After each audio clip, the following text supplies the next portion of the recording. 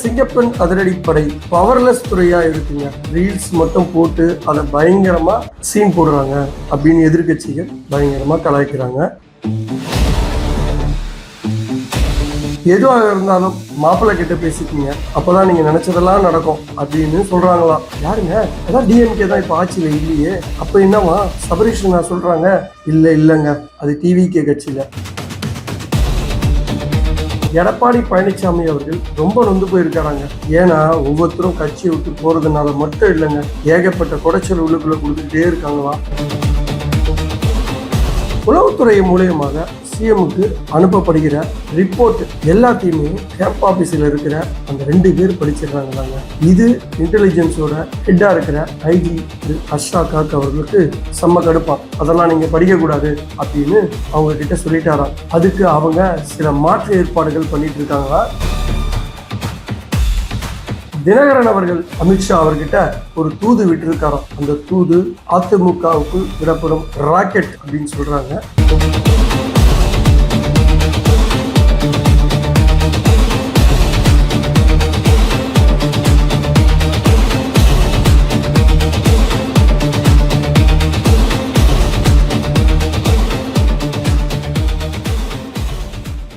வணக்கம் HKS voice media நேயர்களே.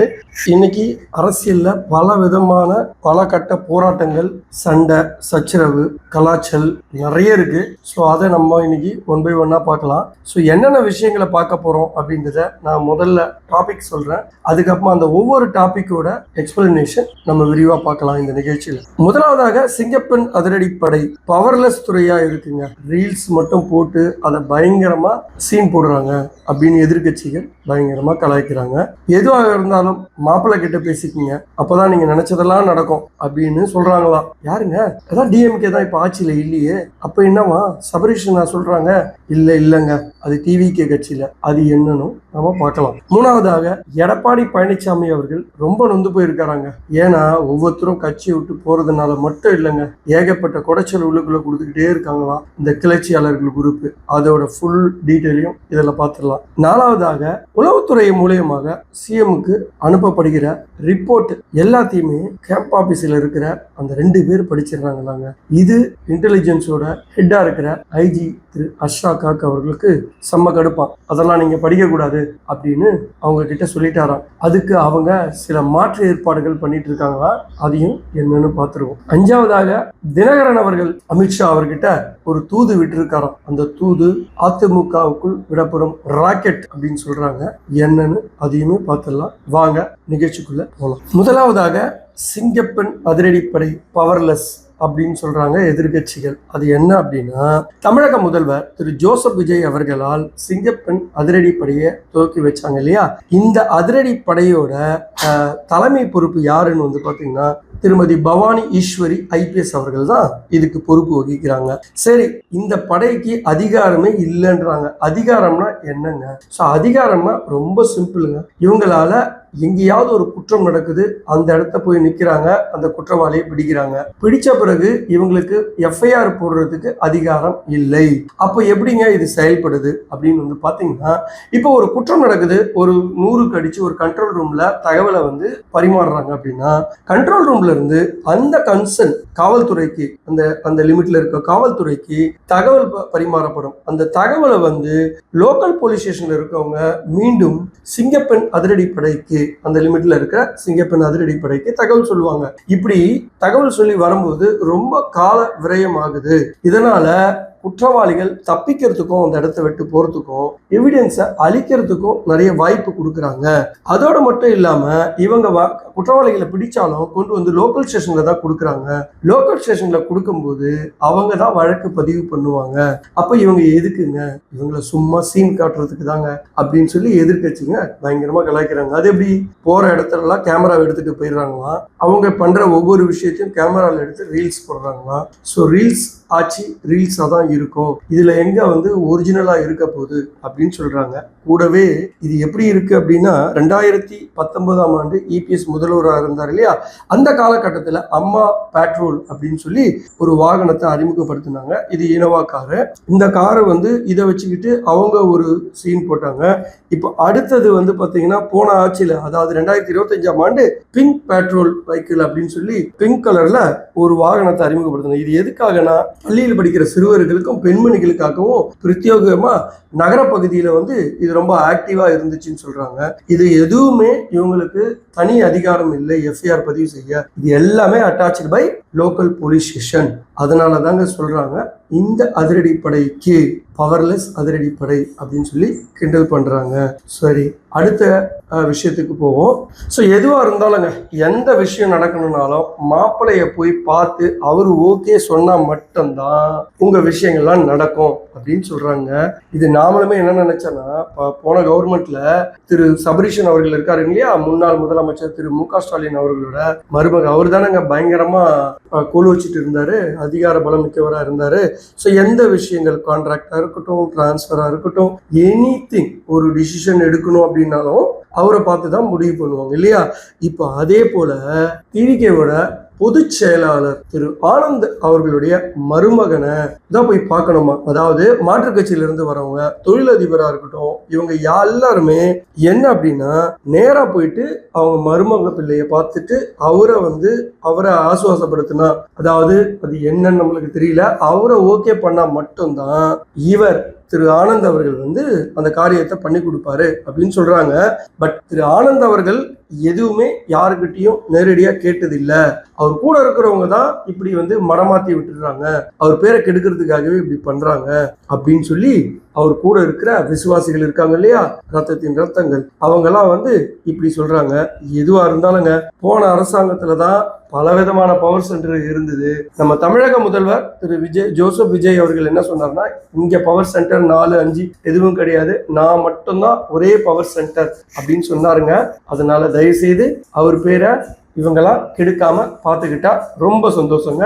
வாங்க அடுத்தது போவோம். மூன்றாவது விஷயங்க, திரு எடப்பாடி பழனிசாமி அவர்கள் கடுமையா நொந்து போயிருக்காங்க. என்ன காரணம், ஏன் அவர் அப்படி நொந்து போயிருக்காரு அப்படின்னா, கிளர்ச்சியாளர்கள் இருந்தாங்க இல்லையா, எலெக்ஷன்ல இவங்க தோத்துட்டாங்க. வெறும் 47 சீட்ல தான் வெற்றி பெற்றார்கள். இந்த 47 சீட்ல வெற்றி பெற்றதுல 25 பேர் வந்து கிளர்ச்சியாளர்களா வெகுண்டு எழுந்து திரு ஜோசப் விஜய் அவர்களுக்கு ஆதரவாக சட்டசபையில பெரும்பான்மையை நிரூபிக்கும் போது இவங்க வாக்களிச்சாங்க. இதனால 2 பிரிவா பிரிஞ்சாங்க.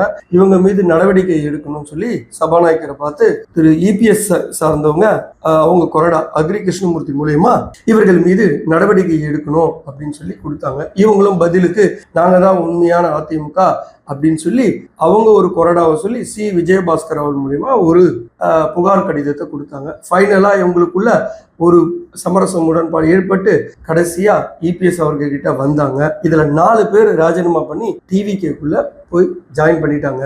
மீதி இருக்கிற 21 பேர்ல 5 பேரோ 6 பேரும் நினைக்கிறேன் அவங்க இந்த பக்கம் வந்துட்டாங்க. மீதி இருந்த 15 பேர் இவங்களுக்குள்ள சமரசம் பேசி ஜூன் 4ஆம் தேதிக்குள்ள இவங்களுக்கு மீண்டும் பழைய பதவிகள்லாம் கட்சி பதவிகள் கொடுக்கப்படும் இது சொல்லப்பட்டது. அதன் அடிப்படையில இவங்கெல்லாம் வந்து திருப்பி பழையபடி எடப்பாடி கிட்ட சரண்டர் ஆகவே திரு எடப்பாடி பழனிசாமி அவர்களும் அவங்க மீது நடவடிக்கை எடுக்க வேண்டாம்னு சொல்லி அவங்களுக்கு லெட்டர் கொடுத்தாரு, வாபஸ் வாங்கிட்டாரு. அந்த வாபஸ் வாங்கினதன் அடிப்படையில சபாநாயகர் அவர்கள் இவர்கள் அனைவரும் 21 பேரையும் மன்னிச்சு விட்டுட்டாரு இல்லையா. இது ஏற்கனவே நடந்தது. இதுல ஜூன் 4ஆம் தேதியும் வந்துருச்சு, பதவி கொடுக்கல அப்படின்னு இந்த கிளர்ச்சியாளர்கள் இருக்காங்கள, இதுல பெரும்பாலானவர்கள் குறிப்பாக தங்கமணியும் வேலுமணியும் கடுமையான சோகத்துல இருக்காங்களாம். என்னடா இவரு ஜூன் 4ஆம் தேதி கொடுப்பேன்னு சொன்னாரு, ஆனா இது வரைக்கும் கொடுக்கல. சரி, திருப்பி ஜூன் 11ஆம் தேதி கொடுக்குறேன்னு சொன்னாங்க, அப்பயும் கொடுக்கல. என்னதான் நடந்துட்டு இருக்கு அப்படின்னு சொல்லி சோகமா இருந்துட்டு இதுக்கு மேல பொறுத்து இருந்தா காரியம் ஆகாது அப்படின்னு நினைக்கிறாராம். இது எடப்பாடி தரப்புலயோ என்ன சொல்றாங்க அப்படின்னா, இதுக்கு முன்னாடி 5 தொகுதி 7 தொகுதி வச்சு ஒரு மாவட்டமா பிரிச்சிருந்தாங்க இல்லையா, இனிமேல் அப்படி இல்லாம 2 சட்டமன்ற தொகுதிக்கு ஒரு மாவட்ட செயலாளர்னு சொல்லி பிரிக்கும் படலும் அங்க நடந்துட்டு இருக்கான். சோ அந்த பிரிச்சுட்டு எல்லாருக்கும் 2 சட்டமன்ற தொகுதியா கொடுக்கறதுக்கு இருக்காங்களாம். இது தங்கமணி தங்கமணிக்கும் வேலுமணிக்கும் இது விருப்பம் இல்லையா, அதனால திமுகவுக்கு போறதுக்கு தூது விட்டாங்களாம். திமுகவும் பச்சை கொடி காட்டிட்டாங்களாம். ஸோ இப்போ அவங்க எப்போ வேணாலும் திமுகவுக்கு போக போறாங்க அப்படின்னு சொல்றாங்க. இதுக்கு இடையில அதிமுகவில் இருந்த அனிதா ராதாகிருஷ்ணன் இருக்கார் இல்லையா, இவர் தான் வந்து மதுரவாயல் பகுதியை சேர்ந்த மாவட்ட செயலாளர் இருக்கார்ல, இவரை முன்னாள் அமைச்சர் திரு பெஞ்சமின் அவர்களை வந்து திமுகவுக்கு கூட்டிட்டு போனாரு. ஸோ அவரு அதை அழகா காய் நகர்த்தி பெஞ்சமின் அவர்கள் திமுகவில் ஜாயின் பண்ணிட்டாரு. அடுத்தது சேகர் பாபு, நீங்க முன்னால மட்டும்தான் இது முடியுமா, அங்க இருந்து இங்க வந்து நீ ஃபுட்பால் விளையாடுற, நான் இங்க இருந்துகிட்டே விளையாடுறேன் பாரு அப்படின்னு சொல்லிட்டு சென்னையில இருக்கிற மாவட்ட செயலாளர்கள் இருக்காங்க இல்லையா, அதாவது திரு ராஜேஷ், திரு டி நகர் சத்யா, அப்புறமா வந்து திரு விருகை ரவி, இவங்களை எல்லாரையுமே திமுகவுக்கு கூட்டிட்டு போவ அவரு ஒரு பக்கம் ரூட் எடுத்துட்டு இருக்காராம். இது போதாத குறைக்கு சி விஜயபாஸ்கர் இருக்காரு இல்லையா, விராலிமலை சட்டமன்ற தொகுதியோட எம்எல்ஏ, அவர் வந்து டிவிகே கிட்ட வந்துடலாமான்னு கேட்டாராம். ஆனா அவருக்கு சரியான சிக்னல் கிடைக்கல அங்க இருந்து. அதனால அவர் விருன்னு என்ன பண்ணிருக்காரு, அண்ணா சாலை பக்கமா வண்டியை விடலாம்னு சொல்லி திமுக பக்கம் கேட்டிருக்காரு. திமுக பக்கம் 50-50 இருக்காங்க. என்ன காரணம் அப்படின்னு பார்க்கும்போது குதிரை பேரம் சொல்லி நம்ம டிவிக்கு வந்து எதிர்ப்பு தெரிவிச்சிட்டு இருக்கோம். இந்த சமயத்துல சி விஜயபாஸ்கர் சேர்த்தா நாம பண்றது என்ன புடலங்காவான்னு கேட்டுருவாங்களாம். அதனால சோ அவரு காலதாமதப்படுத்துறதுனால அவருமே ரொம்பவும் அமைதியா எதிர்பார்த்துட்டு இருக்காராம் எப்ப சிக்னல் கிடைக்குன்னு. இதெல்லாம் ஒரு பக்கம் இருக்கு. இது போக தமிழக முதல்வர் திரு ஜோசப் விஜய் அவர்களோட பிறந்த நாள் வந்து ஜூன் 22 நடக்குது இல்லையா. இந்த சமயத்துல பல்வேறு கட்சியில இருந்து அந்த ஒரு திருவிழா மாதிரி நடத்த போறாங்களாம். அதுல அவர் தலைமையில அதிமுக இருந்து நிறைய மாவட்ட செயலாளர்கள், முன்னாள் அமைச்சர்கள், மாவட்ட தலைவர்கள், முன்னாள் மாவட்ட தலைவர்கள், முன்னாள் எம்எல்ஏக்கள், நகர பேரூராட்சி ஒன்றியம் எல்லாரும் வரப்போறாங்களாம். ஸோ மிகப்பெரிய ஒரு விழாவா நடத்தணுமா. அதுல நமக்கு கிடைச்ச சில தகவலை மட்டும் இங்க ஷேர் பண்ணிக்கிறோம். இப்போ சென்னை மாவட்ட செயலாளராக இருக்கிற திரு பாலகங்கா அவர்கள், அப்புறமா வந்து பாத்தீங்கன்னா சீதா செல்லப்பாண்டியன் அவர்கள், சிவகங்கை மாவட்ட செயலாளர் செந்தில்நாதன் அவர்கள், பிஎம்கே கட்சியில இருக்காரு இல்லையா திரு அருள், அதாவது ஐயா பெரியவரோட பக்கத்துல இருந்தார்ல அவரு அருள் அவர்கள், அதுக்கப்புறமா இப்படி எல்லாரும் நிறைய பேர் சொல்லிக்கிட்டே போறாங்க. ஸோ இதனால அதிமுக கூடாரமே காலியாக போதா அப்படின்னு சொல்லிதான் எடப்பாடி அவர்கள் ரொம்பவே நொந்து போயிருக்காங்க. பாவமா தான் இருக்கு, என்ன பண்றது, அவரு தானே இதெல்லாம் பார்த்துக்கணும். நான்காவதாக உளவுத்துறை ரிப்போர்ட், அதாவது உளவுத்துறையால் தமிழக முதல்வருக்கு யாரெல்லாம் முதல்வராக இருக்காங்களோ அவங்க வந்து என்ன பண்ணுவாங்க அப்படின்னா ரகசியமாக ரிப்போர்ட்ஸ் எல்லாம் அனுப்பிட்டே இருப்பாங்க. என்ன ரிப்போர்ட் அப்படின்னா சட்டம் ஒழுங்கு, எதிர்கட்சியில என்னென்ன நடக்குது, என்னென்னலாம் பிளான் போடுறாங்க, என்ன பண்ணா நமக்கு பெஸ்டா இருக்கும், அதே போல தங்களுடைய கட்சியிலேயே உங்க பேருக்கு யாரெல்லாம் கலங்கம் விளைவிக்கிறாங்க, அமைச்சர்கள்லாம் என்ன பண்றாங்க, மாவட்ட தலைவர்கள்லாம் என்ன பண்றாங்க, நிர்வாகிகள்லாம் என்ன பண்றாங்க, இந்த மாதிரி பல விஷயங்களை வந்து தொகுத்து ஒரு சீக்ரெட் ரிப்போர்ட்டா எப்பவுமே இன்டெலிஜென்ட் வந்து ரொம்ப சிறப்பா வேலை பார்ப்பாங்க. இது எல்லா காலங்காலமா நடக்கிறது. ஸோ இது முதல்வர் மட்டும்தான் பிரிச்சு பார்ப்பாங்க. காலங்காலமா திரு மு கருணாநிதி அவர்கள் இருக்கும்போது, திரு எம்ஜிஆர் மறைந்த முதல்வர் எம்ஜிஆர் அவர்கள் இருக்கும்போதும், மறைந்த முதல்வர் செல்வி ஜெயலலிதா அவர்கள் இருக்கும்போதும் இந்த விஷயத்துலதான் ரொம்ப யாரையும் நான் கொடுக்க மாட்டாங்க, அவங்களே தான் படிப்பாங்க இந்த ரிப்போர்ட் எல்லாம் இல்லையா. அதன் அடிப்படையில தான் இவங்களே வந்து ரகசிய காப்புரிமை பதவி பிரமாணம் எடுக்கும் போதும் இதை மாதிரி எடுக்கணும், இந்த விஷயங்களை ரகசியமா சொல்லப்படுகிற விஷயங்களை வெளியில ஷேர் பண்ண மாட்டோம், சொந்த பந்தங்கள் யாருக்காக இருந்தாலும் அப்படின்னு சொல்லிதான் தமிழக முதல்வராக பதவி இருக்கும்போது நம்ம ஆண்டவன் மீது ஆணையிட்டு எடுப்பாங்க. அதனால இப்போ இந்த உளவுத்துறையோட ஐஜியா இருக்கிறவர் தான் தலைமை பொறுப்புல இப்ப இருக்காரு.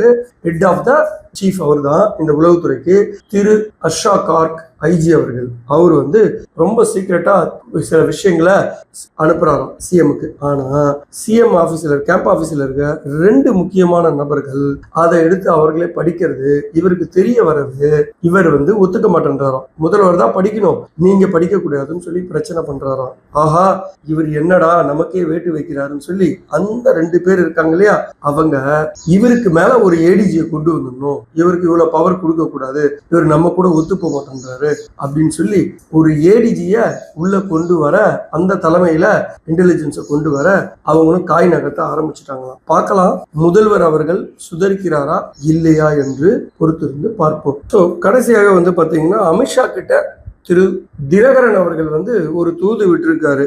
எதுக்காக அந்த தூது அப்படின்னா அதிமுக விவகாரம் தாங்க. ஸோ என்ன அப்படின்னா ஜூன் 10ஆம் தேதி என்டிஏ தலைவர்கள் கூட்டம் டெல்லியில நடைபெற்றது. இந்த கூட்டத்துல பாத்தீங்கன்னா எடப்பாடி பழனிசாமி அவர்கள் கலந்துக்க சொல்லியிருந்தாங்க. அதாவது யாரெல்லாம் எம்பிஸ் வச்சிருக்காங்க, அதாவது ராஜ்யசபாவோ அல்லது மக்களவையிலோ எம்பிஸ் வச்சிருக்கிறவங்கள அந்த கட்சியை சேர்ந்தவங்கள வர சொல்லியிருந்தாங்க. ஸோ அதன் அடிப்படை எடப்பாடி பழனிசாமி அவர்களை கூப்பிட்டு இருந்தாங்க. அவர் இங்க எனக்கு ஒரு பர்சனல் வேலை இருக்கு, நான் கோயம்புத்தூர்ல அந்த வேலை இருக்கு, அதனால என்னால் வர முடியாதுன்னு சொல்லி தம்பிதுரையை அனுப்பியிருக்காங்க. ஸோ திரு அன்புமணி ராமதாஸ் பாட்டாளி மக்கள் கட்சி தலைவர் அவருமே போய் அட்டன் பண்ணிட்டாரு. இதுல பாத்தீங்கன்னா ஐஜேகே அண்ட் தமிழ் மாநில காங்கிரஸ் யாருமே இல்லை அவங்களுக்கு எம்பி. ஸோ அம்மா மக்கள் முன்னேற்ற கழகத்திலையும் எம்பிஸ் இல்லை. ஆனா அம்மா மக்கள் முன்னேற்ற கழகத்தை சேர்ந்த திரு டிடிவி தினகரனுக்கு மட்டும் ஸ்பெஷல் அழைப்பா கூப்பிட்டு இருந்தாரு திரு அமித்ஷா. ஆனா இவர் போலையாங்க. ஏன் அப்படின்னா திரு அமித்ஷா கிட்ட போன்ல கேட்டாராம், இந்த மாதிரி ஏடிஎம்கே சார்பா அவங்க சம்பந்தமா அவங்க கிட்ட பேசணும் அப்படின்னு. என்ன பேச போறீங்கன்னு கேட்டதுக்கு இவர் சொன்னாராம், ஏடிஎம்கேல இருந்து நிறைய பேர் வெளியே போயிட்டே இருக்காங்க, அதிமுக கூடாரமே காலி ஆயிட்டு இருக்கு, பேசாத அம்மா மக்கள் முன்னேற்ற கழகத்தையும் நான் இதுல இணைச்சிடுறேன், எனக்கு பொதுச் செயலாளர் என்ன ஆக்குங்க, நீங்க சொல்றபடி எல்லாம் நான் கேட்கிறேன், அப்போ நம்ம கூட்டணி வச்சு இங்க அதிகாரத்துல இருக்கலாம், வரும் தேர்தல்ல நான் உங்க கூட கூட்டணி சேருவேன், நீங்க சொல்றதெல்லாம் கேட்பேன் அப்படின்னு சொல்லப்பட்டதான். அதுக்கு திரு அமித்ஷா அவர்கள் தற்பொழுது அதுக்கு நேரம் இல்லை, பின்னாடி பார்க்கலான்னு சொல்லவே திரு டிடிவி தினகரன் அவர்கள் போகவில்லையா, கோபிச்சு கொண்டாராம். இவருக்கு டைம் இல்லைன்னா நான் சும்மா எதுக்கு அங்க போய் உக்காரணும், இவர் சொன்னதுக்காக இவர் பேச்சை கேட்டுதான் நான் அதிமுகவோட இந்த கூட்டணியில சேர்ந்துட்டு அதிமுகவோட 11 சட்டமன்ற தொகுதியை வாங்கி நின்னோம். ஒரே ஒரு தொகுதியில தான் ஜெயிச்சோம், அதுவும் திரு காமராஜ் அவர்கள் டிவிகேக்கு போயிட்டாரு.